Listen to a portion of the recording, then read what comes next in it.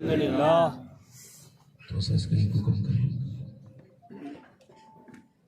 بیس کم کریں، تھوڑا سا گونج کم کریں. جب کوئی پوچھا کرے کیا حال ہے تو پرانے رویوں کو بدلیے، کچھ نئے رویے ایڈ کیجیے. کب تک لوگوں کو اپنا حال بتائیں گے؟ جب کوئی پوچھے کیا حال ہے تو یہ کہو کہ اللہ کا شکر ہے، اور نہ کوئی اوپر سے بات کرو، نہ آگے کی بات کرو، نہ پیچھے کی بات کرو.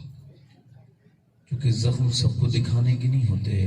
سارے لوگوں کے ہاتھ میں مرہم نہیں ہے.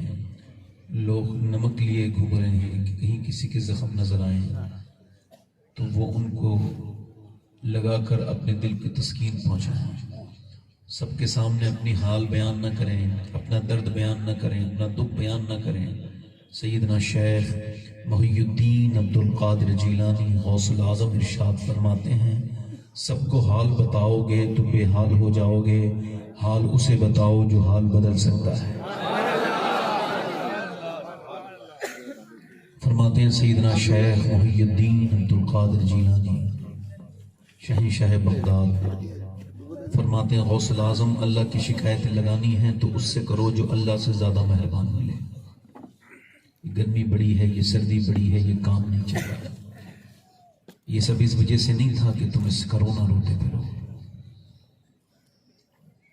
مولا کائنات فرماتے ہیں جب تک تو نے اپنی پریشانی کا ذکر کسی سے نہیں کیا ہے تب تک تیری عزت تیرے مٹھی میں ہے، اور جب تو نے کہہ دیا تو اب تو ذلت کے دہانے پہ آ گیا. غوث العظم فرماتے ہیں اللہ کی شکایت کرنی ہے تو اس سے کرو جو اللہ سے زیادہ مہربان ملے. ہے کوئی؟ فرماتے ہیں جب تمہیں تکلیف آئے تو صرف اللہ کو بتاؤ. کسی بتاؤ بولو. فرماتے ہیں اپنی تکلیف میں اللہ کو اپنا رازدار بنا دو، اس سے تکلیف بھی ختم ہو جائے گی اور تمہاری محبت بھی اللہ کے ساتھ بڑھ جائے گی. جب کوئی پوچھے کیا حال ہے تو کہیں گے ہر حال میں اللہ کا. آپ لوگوں کو دیکھ کے بڑی مجھے خوشی ہو رہی ہے، اور یہ علماء کرام میری جتنی تعریف ہوئی ہے میں بالکل بھی تعریف کے لائق انسان نہیں ہوں، چونکہ مجھ کو یہی خبر نہیں کہ میں مرنے کے بعد جنتی ہوں یا جہنمی ہوں. امید ہے کہ اللہ مجھے بخشے گا، مگر مجھے جو ہے نا یہ ڈر ہے کہ کوئی میری تعریف نہ کرے، مجھے اپنی تعریف اچھی لگے. میں دعا کرتا ہوں یا اللہ مجھے وہ دن نہ دکھانا کہ مجھے اپنی تعریف اچھی لگنے لگے، کیونکہ جب بندے کو اپنی تعریف اچھی لگنے لگتی ہے تو وہ بربادی کی طرف چلا جاتا ہے. حضرت عمر کی بڑی تعریف ہو رہی تھی، آدھی دنیا میں بادشاہت قائم ہو گئی.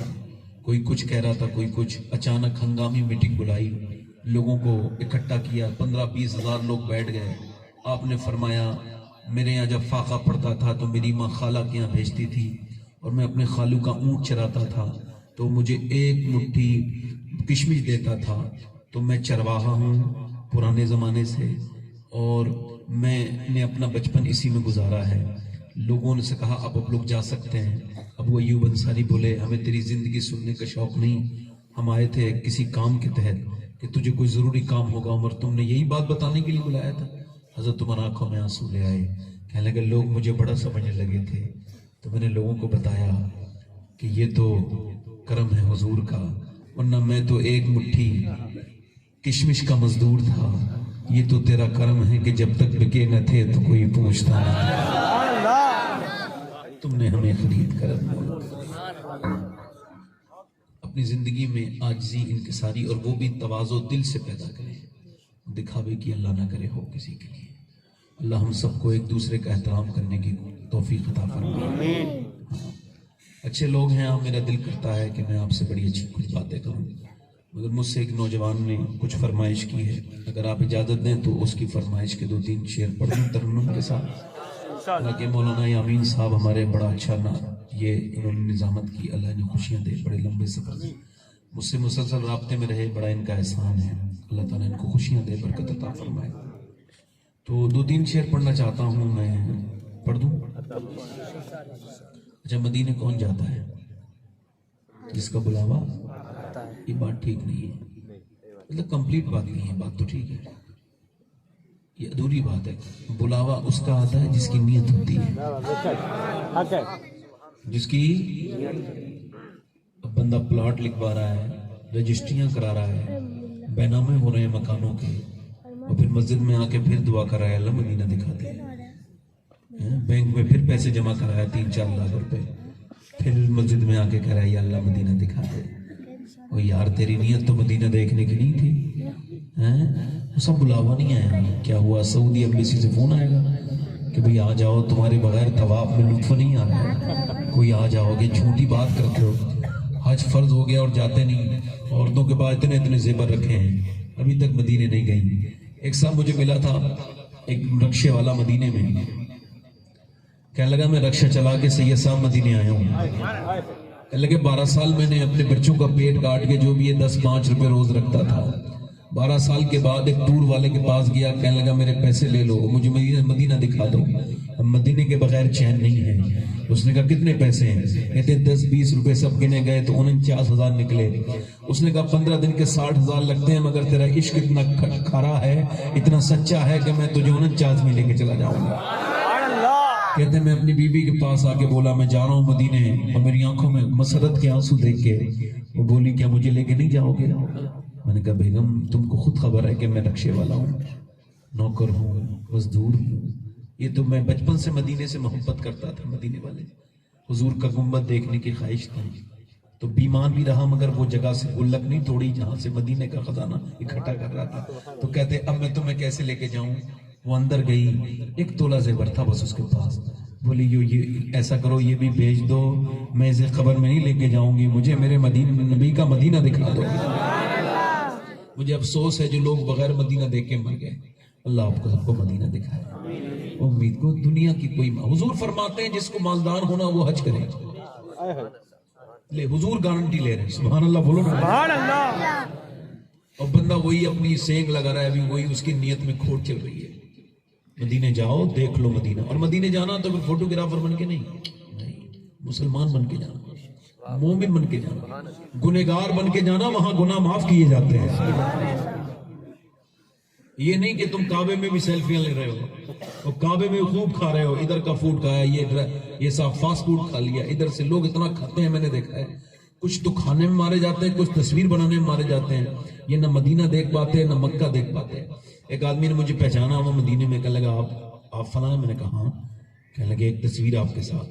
میں نے کہا میرے بھائی میں 6ٹھی مرتبہ آیا ہوں, ایک بھی تصویر میں نے اپنی مرضی سے مدینے میں نہ مکے میں کبھی کھینچی. کہنے لگے کیوں؟ کہنے لگا میں نے کہا مجھے پتا ہے تصویر تو کہیں بھی بن سکتی ہے مگر تقدیر بس مدینے میں بنتی ہے. میں تقدیر بنانے آیا ہوں, میں نے تصویر نہیں لینی. میرے دوست یادداشت. میں نے کہا تیری کیا یادداشت, تیرے جیسے میرے جیسے ہزاروں فوٹوگرافر مر گئے. یاد تو آج بھی مدینے میں کون آتا ہے؟ وہ جس کی تصویر تو کوئی نہیں ہے مگر ہر سنی کے دل پہ اس کی تصویر بنی ہوئی ہے. کون ہے وہ؟ وہی جسے جب ڈھونڈا گیا بریلی میں تو وہ ملا ہی نہیں. اس سے پوچھا کہاں ملے؟ ہمیں اے رضا تیرے دل کا پتہ چلا وہ مشکل. بریلی کا میرا امام ہے, کوئی چاہے کچھ بھی کہہ لے مگر میرے امام کی طرح عشق نہیں کر سکتا حضور سے. جتنے بھی حالات کے مخالف ہیں میں ان کو چیلنج کرتا ہوں, آؤ عشق کے میدان میں کود کے دیکھو, ایسا عشق تو کر کے دکھاؤ جیسے میرے بریلی والے نے کیا.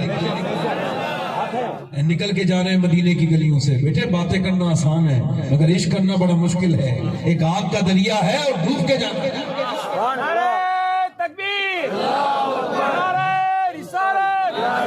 مدینے سے نکل کے جا رہے ہیں, مدینے سے نکل کے جا رہے ہیں. ایک کتے نے آپ کو دیکھا, اور کتے بھی بھکاری ہوتے ہیں. میرے والد کہتے تھے کہ کتے کے پاس جھولی نہیں ہوتی باقی کمپلیٹ فقیر ہوتا ہے. کتا بھی جب آئے تو اس کو کچھ دے دیا کرو.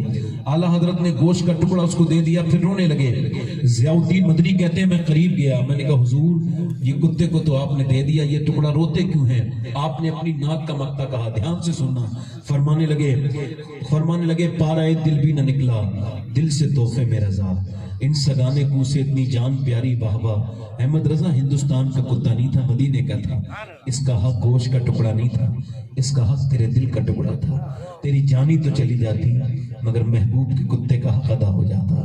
پھر اپنی کھلی اٹھاتے ہیں، پارا یہ دل بھی نہ نکلا، دل سے تحفے میں رضا، ان سگانے اعلیٰ حضرت کے بھائی علامہ حسن مدینے میں گزر رہے ہیں، پاؤں میں کانٹا لگ گیا، کانٹے کو نکالا، نکالنے کے بعد اس کو چوما اور کہا اے خارے مدینہ، خار کہتے ہیں کانٹے کو، اے خارے مدینہ پاؤں سے کیا کام تجھے، آ میری جان میرے دل میں ہے رستہ تیرا۔ اللہ مدینہ لے جائے تو مدینے کا ادب کرنا، وہاں کی مٹی کو دیکھنا۔ حضور جب آتے تھے مدینے تو جب آپ کے گھوڑے کی ٹاپ اٹھتی تھی اور جب آپ کی زلفوں پر اور صحابہ کی زلفوں پہ دھول جمتی تھی، حضور فرماتے تھے کوئی مدینے کی مٹی کو ہٹانا نہیں اپنے چہرے سے۔ عرض کی حضور کیوں؟ فرماتے تھے میرے مدینے کی مٹی مومنہ ہے، یہ ایمان لا چکی ہے۔ یار لوگوں نے تماشا بنا لیا، دو پیسے کیا مل گئے، مدینے کو تماشا بنا لیا، بازاروں میں گھوم کے آ گئے، نہ دل میں کوئی درد پیدا ہوا، نہ مدینے کی کوئی محبت پیدا ہوئی، نہ کوئی تڑپ پیدا ہوئی، نہ آئے تو دل پہ کوئی تکلیف گزری، نہ آنے کے بعد مدینہ یاد آیا۔ میرا امام کہتا ہے پھر نہ کربٹلی مدینے کی طرف، ارے وہ چل جھوٹے بہانے والے۔ اللہ فرماتے ہیں جو ایک بار مدینے جا کے پھر نہیں گیا وہ جھوٹے بہانے کرتے ہیں۔ اللہ تعالیٰ مدینے کا عاشق بنائے۔ یہ فالتو بات نہ کرنا، میں آپ سے گزارش کر رہا ہوں مدینے جانا تو کچھ لے کے جانا، اور یوں جا کے کہنا کہ مجرم بلائے آئے ہیں جاؤ کا ہے گواہ، پھر رد ہو کبھی یہ شان کریموں کے گھر کی۔ انشاءاللہ امید رکھتا ہوں مدینے میں جا کے فوٹوگرافر نہیں بنیں گے انشاءاللہ، نہ کھانے کے پیچھے پڑیں گے۔ کتنے لوگ میں نے دیکھے کھانے میں بیچارے برباد، ہاں 3 بار کھاتے ہیں، کسی حکیم ڈاکٹر نے کہا 3 بار کھانا۔ مدینے مکے میں تو رہو تو سبحان اللہ، وہاں زمزم پیو، سبحان اللہ، کم کھاؤ، ویسے یہاں بھی کم کھانا چاہیے۔ یہ جنہوں نے پتا ہے نا گوشت کھانا سنت ہے، انہوں نے آدھی بات بتائی ہے اپنے جگاڑ کی وجہ سے، ان کو پتا ہے پوری بتا دیں گے تو جگاڑ میں کمی آ جائے گی۔ انہوں نے یہ تو کہا کہ گوشت کھانا سنت ہے، یہ نہیں بتایا کتنی سنت ہے۔ جس پیغمبر نے اپنی پوری زندگی میں 7 کلو کچھ گرام کھانا کھایا ہے، اس کے بارے میں یہ باتیں کرنا یہ تھوڑا سا ٹھیک نہیں لگتا۔ یہ کہو کہ گوشت کھانا جائز ہے، آپ کھائیے، آپ کی مرضی ہے، ایسی وش، مگر سنت اتنا ہی ہے، اگر سنت ہے تو اتنا ہی ہے جتنا حضور نے کھایا ہے۔ ٹھیک ہے صاحب، تھوڑا سا فرق سمجھ لیجیے۔ تو 2-3 شعر پڑھ دوں، دونوں ہاتھ اٹھا کے بولو سبحان اللہ، ماشاءاللہ۔ آگے کرسیاں خالی ہیں 4-5 جو پیچھے کھڑے ہیں، اگر ان کو زحمت نہ ہو تو آگے آگے بیٹھ سکتے ہیں۔ کیا بتاؤں کہ کیا مدینہ ہے، سبحان اللہ، میں کیا بتاؤں کہ کیا مدینہ ہے، کیا بتاؤں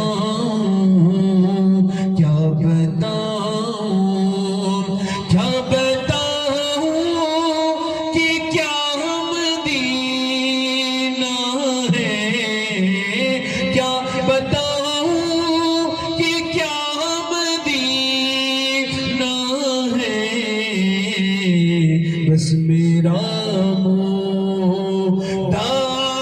مدینہ ہے، بس میرا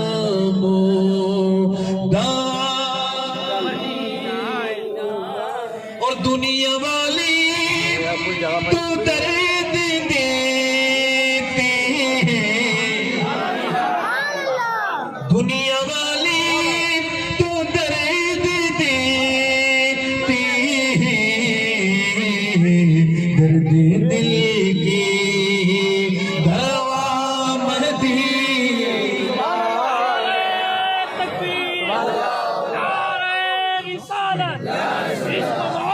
عشق و محبت، عشق و محبت، یہ صاحب الدین صاحب قبلہ، احمد حسین صاحب قبلہ۔ خدا کی قسم جب تک انسان نے نوبل نہ پڑھی نا اردو کی، میرا نام ٹھیک سے نہیں لے سکتا۔ دل لگا کے بولیں سبحان اللہ، دل لگا کے بولیں بس میرا مدینہ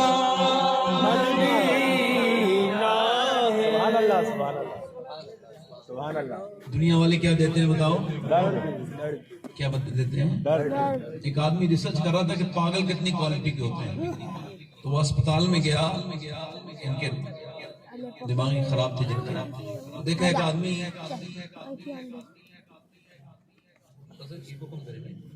آدمی جو ہے نا اس پہ مار رہا ہے سر سلاخوں میں اور کہہ رہا ہے لیلا. تو اس نے پوچھا یہ کیا ہوا، کیا کیس ہے؟ کہنے لگے لیلا نہیں ملی تو یہ صدمے میں غم میں یہ پاگل ہو گیا. آگے بڑھ کے دیکھا تو ایک اور سیم کیس تھا، وہ بھی ایسی لیلا لیلا کر رہا تھا. کہنے لگے سیم کیس نہیں ہے، تھوڑا ڈفرینٹ ہے، تضاد ہے. کہ کیا مطلب؟ کہ صاحب بات یہ ہے کہ پہلے والے کو نہیں ملی تو یہ جو ہے نا پاگل ہو گیا، اور دوسرے والے کو مل گئی ہے تو اس نے اس کو پاگل کر دی ہے.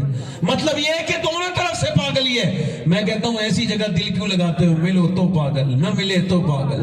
دل اس سے لگاؤ، نہ ملے تو اویس قرنی، اور مل جائے تو بلال حبشی.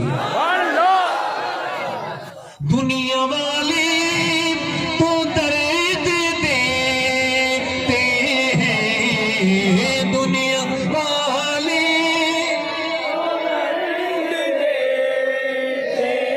آپ بھی پڑھیے، دنیا والے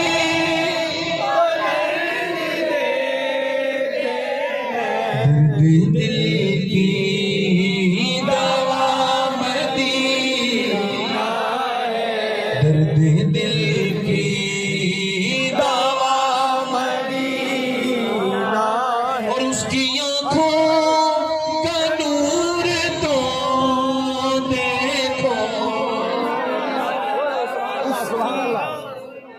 اس کی آنکھوں کا نور تو دیکھو، جس کا دیکھا ہوا مدینہ ہے. پڑھیں ذرا، جس کا دیکھا ہوا مدینہ ہے، اور جس کا دیکھا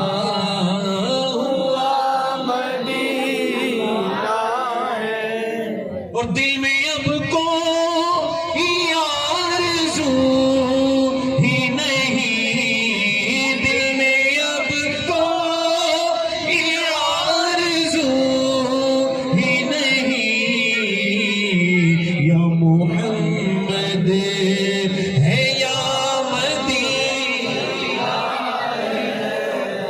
یہ طریقہ نہیں ہے، ایسا نہیں کرنا چاہیے. پڑھو میرے ساتھ پڑھ لو. آخری شعر پڑھتا ہوں، آخری شعر پڑھتا ہوں. مدینے جانا آسان ہے، لوٹنا مشکل ہے. طیبہ سے لوٹنا کسی عاشق سے پوچھئے، ایسا لگے کہ روح جسم سے گزر گئی، بدن سے گزر گئی. اور سنو، وہ غالب تھا جس نے آگرے میں بیٹھ کے کہا تھا، دل ہی تو ہے نہ سنگ و خیشت، درد سے بھرنا آئے کیوں، روئیں گے ہم ہزار بار، کوئی ہمیں رلائے کیوں. میرے بریلی کے امام نے کہا تھا، غالب یار غلطی بات کہہ گیا. کیا کہہ رہا ہے؟ کہ دل ہی تو ہے نہ سنگ و خیشت، درد سے بھرنا آئے کیوں، روئیں گے ہم ہزار بار، کوئی ہمیں رلائے کیوں. ہاں وہ نہیں خدا پرست، چلیے وہ بے وفا سہی، جس کو وہ جانو دل عزیز، اس کی گلی میں جائے کیوں. میرا امام بولا، پھر کے گلی گلی تباہ، ٹھوکریں سب کی کھائے کیوں، اور دل کو جو عقل دے خدا یا رسول اللہ، تیری گلی سے جائے. اٹھ کے جاؤں کہاں مدینے سے، اٹھ کے جاؤں کہاں مدینے سے، اٹھ کے جاؤں کہاں مدینے سے، یا کوئی دوسرا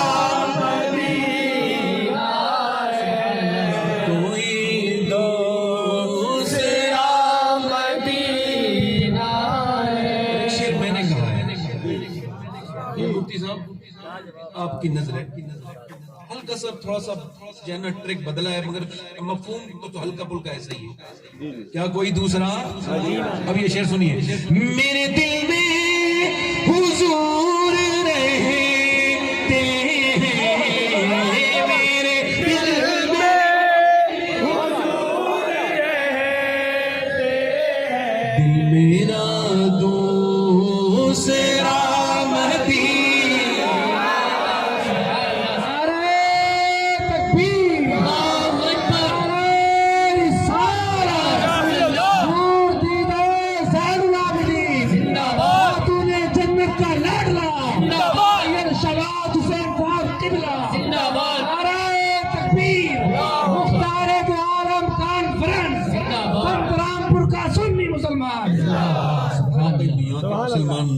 بات کے لائق ہیں.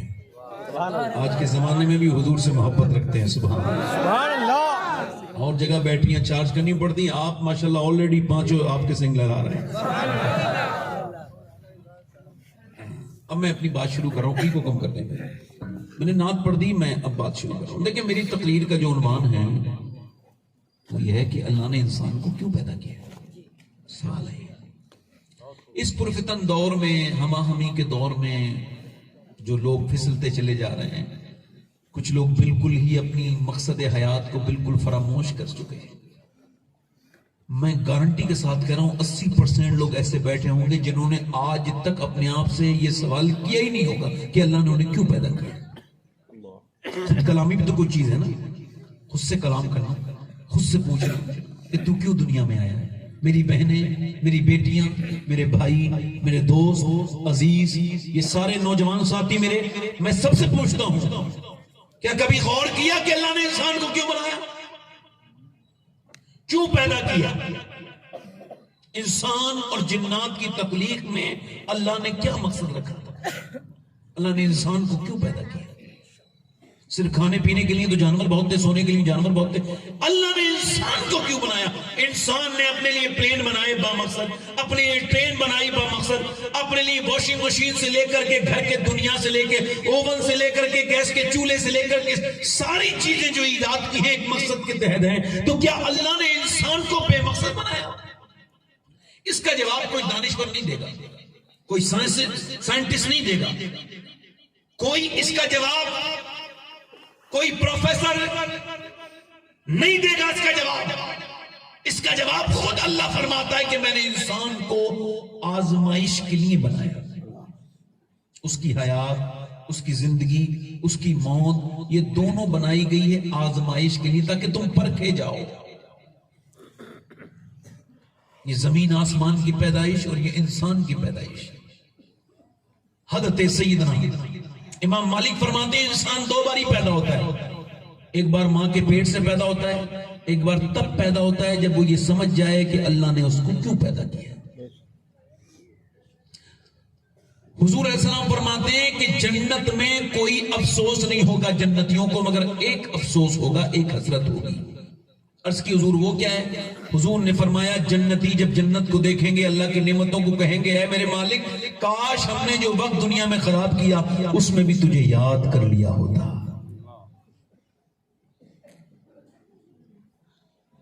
ایک بزرگ کو دیکھا کہ وہ آٹے کو پانی میں ڈال کے پی جاتے تھے, تو کسی نے پوچھا ان سے کہ یہ آٹے کو روٹی کیوں نہیں بناتے اور پھر اس کے بعد کیوں نہیں کھاتے.